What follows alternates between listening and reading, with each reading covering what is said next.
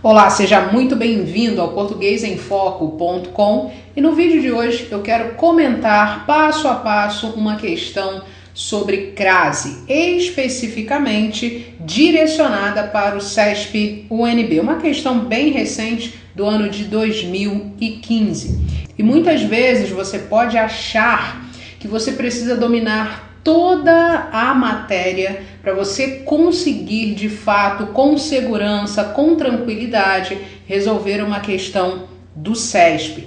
Só que não é bem assim. O fato de você, por exemplo, decorar quando utilizar a crase, quando não empregar o acento grave, quais são os casos facultativos da crase, isso não é um fator de indicação que você realmente vai conseguir chegar à sua prova e resolver de fato com segurança uma questão do CESP. Mas por que isso? Porque além de você dominar a matéria, não a matéria completa, mas aquilo de fato que o CESP cobra, é fundamental que você estude o comando das questões, que você saiba exatamente como o CESP cobra a crase, como o CESP cobra concordância verbal, como o CESP cobra questões de interpretação de textos, como o CESP cobra a coesão textual. Então, nós temos aqui uma visão totalmente diferente. Não é apenas o que o CESP cobra, mas como ele cobra que vai fazer a diferença na sua preparação. E nesse vídeo nós vamos analisar o comando dessa questão e você vai perceber uma das maneiras que o CESP tem de cobrar o assunto crase ou o emprego do acento grave.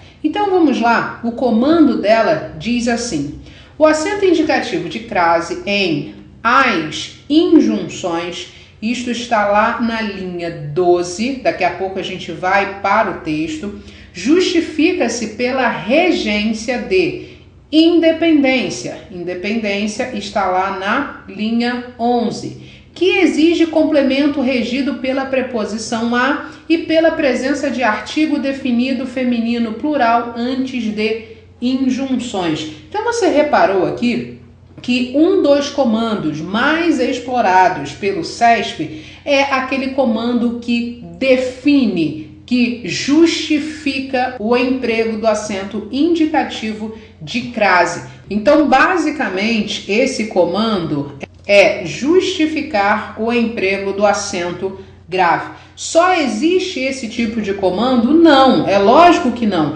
Existem vários outros, existem comandos específicos para os casos facultativos do acento indicativo de crase, por exemplo. Se você quiser saber um pouco mais sobre esses comandos mais explorados pelo CESP, eu vou deixar um link aqui na descrição do vídeo e o curso que eu recomendo para você fala passo a passo sobre esses comandos. Então aqui, nesse tipo de comando, você viu que é de fato um comando longo. O que você tem que fazer é quebrar essa justificativa em blocos para você conseguir julgar este item com mais segurança. Então a primeira coisa que nós temos de fazer é marcar aqui, linha 12, as injunções. Nós estamos aqui na linha 10, linha 12 está aqui. Então, as injunções é a expressão, o termo que apresenta o acento indicativo de crase. Então, o CESP está dizendo que esse acento grave justifica-se pela regência de independência, ou seja, aqui nós estamos falando de uma regência nominal. Independência é um nome, regência nominal, portanto.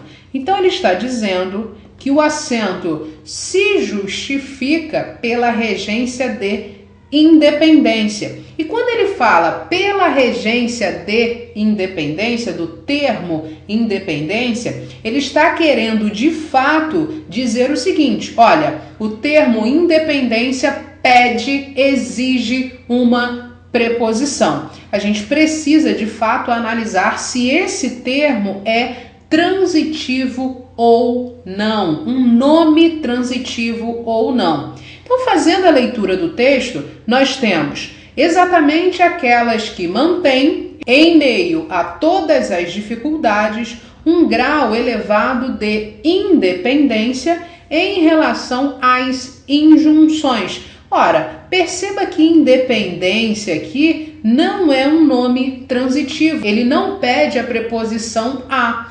Mas quando a gente faz a leitura mais atenta, a gente percebe que na verdade é o nome relação ou a expressão em relação que de fato rege a preposição a. Por quê? Nós temos um grau elevado de independência em relação a quê?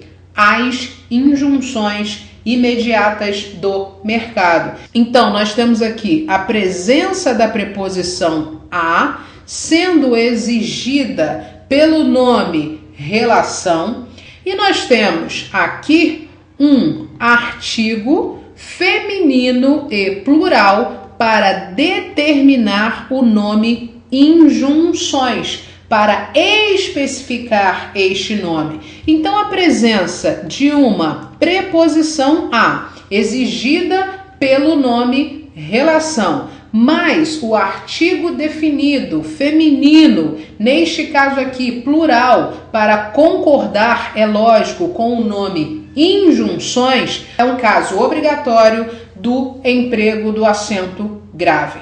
Então a gente já pode parar a nossa análise neste termo, porque não é a regência do nome independência, e sim a regência do nome relação, ou se você quiser pegar a expressão inteira, em relação a alguma coisa, que exige complemento regido pela preposição a e pela presença do artigo definido feminino plural, como nós verificamos aqui. Então vou colocar aqui um artigo antes de injunções, justamente para determinar o nome. Isso significa dizer que este comando está errado.